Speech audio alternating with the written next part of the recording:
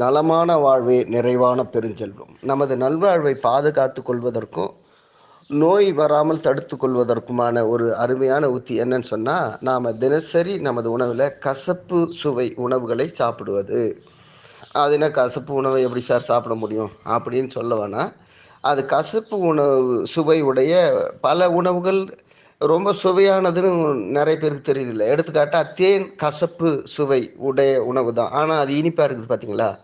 அதேபோல கருவேப்பிலை இருக்கு பாருங்க. கருவேப்பிலைய நீங்க சட்னியா செய்து தினசரி சாப்பிட்டீங்கன்னா, உங்க உடம்புல கசப்பு உணர்வு அந்த சுவை நமக்கு தேவையான அளவு கிடைச்சிடும். அதேபோல தேங்காய் இருக்குது பாருங்க.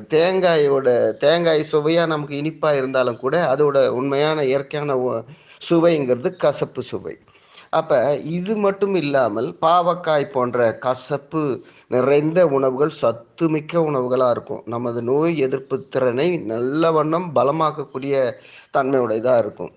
சரி, இது எதுவும் இல்லாம, உணவா சாப்பிடுறது எனக்கு சிரமமா இருக்குதுன்னு நெனைக்கிறவங்க, அதே நேரத்தில கசப்பு சுவை உடம்புல சேர்த்துக்கணும்னு நெனைக்கிறவங்க, கபசுர குடிநீர்ன்னு சொல்லி விப்பாங்க, நாட்டு மருந்து கடையில. அத வாங்கி ஒரு ஸ்பூன் போட்டு, ஒரு டம்ளர் தண்ணிய போட்டு நல்லா கொதிக்க வச்சு, அத ஒரு 50, 60 மில்லி தண்ணியா ஆன பிறகு, அதை மடக்குன்னு குடிச்சிடலாம் நீங்க. ஒரு ஒரு 10 செகண்ட்ல கசப்ப சுவைய நீங்க உணர்வீங்க. அத்தோட தெரியாது. இல்லைங்களா? இதே நீங்க வாய்ப்பு கிடைக்கும் போதெல்லாம் செய்யலாம். அப்படி செய்யும்போது உங்க உடம்புக்கு தேவையான கசப்பு உணர்வு, கசப்பு உணவும் வந்துடும்.